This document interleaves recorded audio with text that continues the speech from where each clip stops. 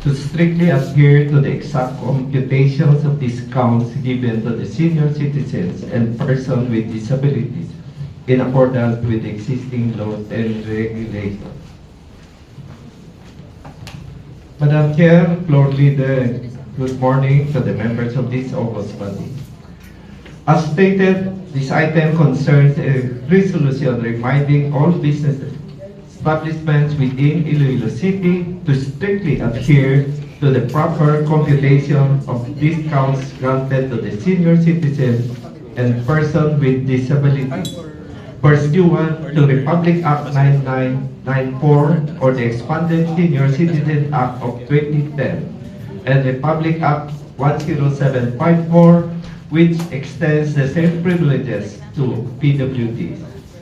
Madam Chair, these laws clearly provide a mandatory 20% discount and exemption from the value-added tax on the sale of goods and services for our senior citizens and PWDs. However, there continue to be reports from our constituents about establishments incorrectly computing this discount, most commonly by applying the 20% discount on VAT inclusive prices, which result in senior and PWD receiving less than what the law requires. This resolution reiterates the proper computation as required by national guidelines issued by DTI, BIR, and DSWD that the discount must always be based on the net of VAT price as illustrated as the same sample computation contained in the resolution. This measure seeks to ensure that all establishments in Iloilo City uniformly and faithfully implement these local privileges, upholding the welfare, dignity, and rights of our elderly and PWD sector. Madam Chair, before I move for the passage of this resolution, I welcome any comments, questions, or recommendation from the members of this august body. Councilor Cabaluna, you have the floor.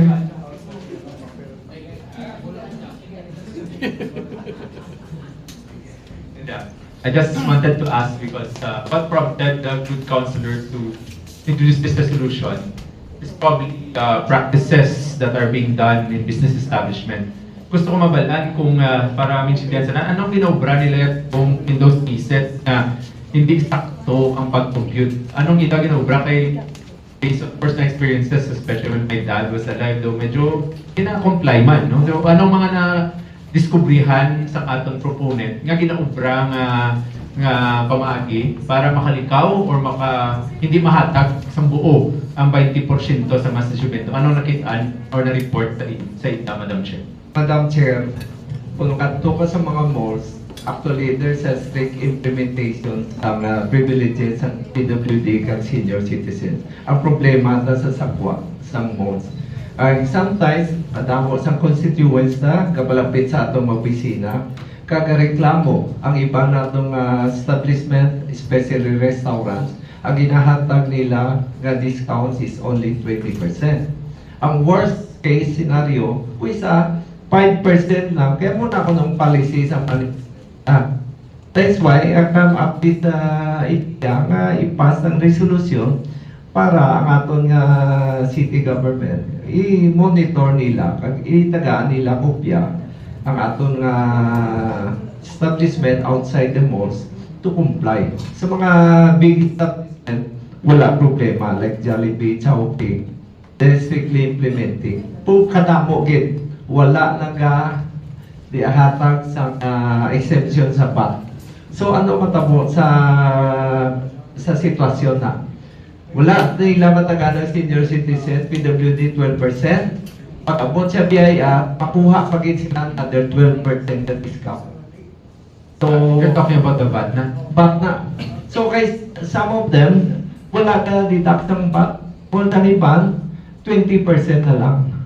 So that's why So, both silingon, ang ilang 20% gina-compute nilang food pang VAT.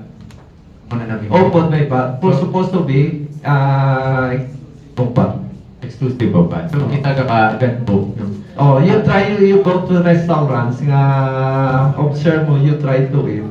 Kaya tanaw mo discount nila. So, hindi pa ako matagaan. Maybe a few more years. Ako lang, Madam Chair, outside the resolution, kung may mga insidente nga mo ni, the proper guidance guro naton sa mga seniors and PWD is really to report this establishment kahit may basihan pa ng dayi to penalize dahil wala nila ginahatag. I mean, the resolution is a matter of reminding, but the proper remedy, ang remedyo gid nila is to report this establishment na issuing their 20% discount, which could be tantamount to possible suspension of business permits or even penalties prescribed by law. So I think mas nanay may ipon kita kung mabalaan naton gid ini mga establishmento nga palusot o wala naga-compute sining ila sakto nga benepisyo. Are your findings corroborated by or BPLO as well? Ang aton business processing licensing office nagambal man nga mugin man nagkakatabo. Actually, wala pa natin sila makonsulta, but you're that true nga mo man advice ko sa mga seniors PWD kung may ara sang any violation, get a receipt tapos i-present sa BPLO para ma-actionan sa ato na city government for district implementation. Thank you, Madam Chair. I'm just hoping nga mas maigot tagid balat kung totoo gid nga mayara ang mga establishment rather than just remind them. Ang mga wala dapat matagaan gid sa either matudluan kasi hindi lang kabalo mag-compute or better yet kung gapalusot gid then they should be properly sanctioned. The first thing, Madam Chair, ang ila rason, that is the company policy. 5% lang ginahatag nila na discount. So, nasyak ako. May listahan kani ang may establishment nga 5% lang. Hindi ko lang ma-default siguro. May ara, kabalo nga. Personally, naka-experience ko. That's why, besides complaint from our constituents, so personally, try ko get kung tuon, implement. So, wala. Dahil kung kabalo ka sa ngalan sa mga supplemento, na kung mabagay kung ma-report natin. So, Pero hindi matabo sa iba nang natabo kay hindi man kilanlan, Councilor Yang. With this resolution, I will help the BPLO kung sino mga violators natin sa city. Thank you, Madam Chair. Okay, Councilor Akap, and then Councilor Tatson. Councilor Akap, you are recognized.